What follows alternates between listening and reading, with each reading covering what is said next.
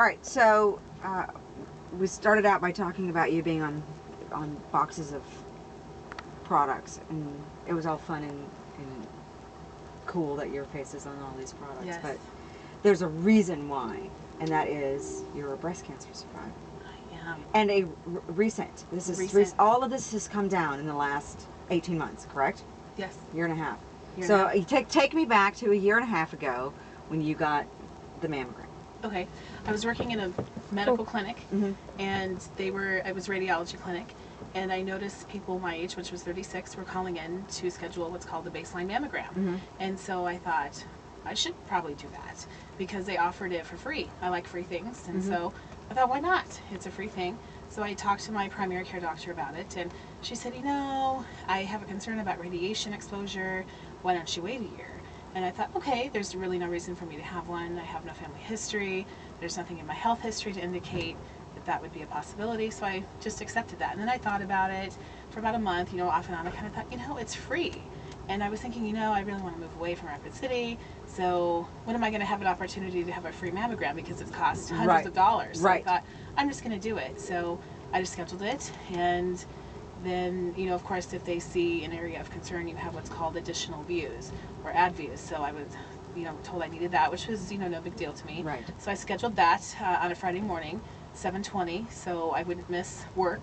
And they did an ultrasound and a biopsy on the spot, and I was told that it was cancer at that time. So I'm thinking, first of all, it's not even 8 o'clock in the morning. They told you that quickly? They told me that Bam, quickly. bam, bam.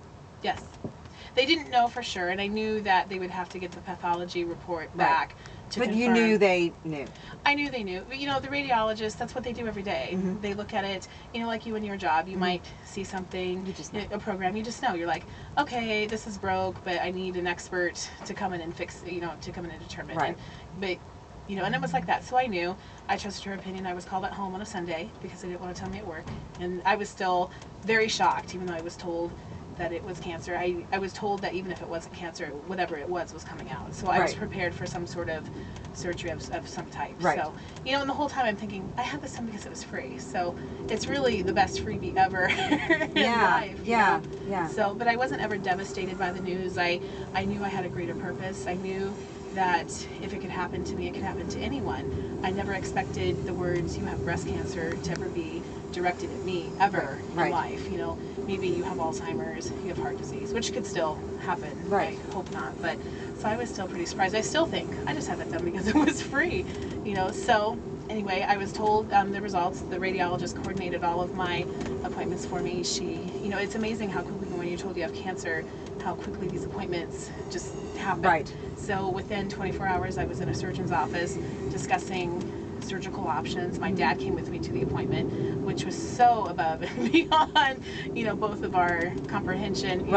We went to the elevator after this appointment, and we looked at each other like, what was that about? Essentially, it's a crash course in breast cancer 101. Yeah, and I had an option. I had 3 options to choose from. I could either have a partial mastectomy, lumpectomy, or I could decide to have both breasts removed, which would be a bilateral mastectomy. Right. I didn't feel that option was the best one because I was told the mass was only 6 millimeters, which is the size of the width of a man's wedding band. Okay. So that didn't seem right to me. Right. So I was like, should I have a full, have it removed completely? Because of course you don't want it to come back. Right. So I did a lot of internet research, which is how I found Paint Together. There weren't a lot of people in my case who are age 36 who have a small mass, who never felt anything, no family history. They could tell it wasn't aggressive. I was told it had been there for 2 years, which amazed me. I'd been walking around for 2 years with cancer and didn't know it. Wow. And, of course... And it wasn't growing, it wasn't... Well, it had been... What I have is called invasive ductal breast cancer, which is the most common form of breast cancer. Right. So what that means is it starts in the milk ducts and then it grows out. So in my case, it had gone beyond the milk duct, which is why it's called invasive. Got it. So, and because I have breast density, I never felt anything. I had a clinical breast exam, which is where the doctor feels your breast 30 days before my diagnosis.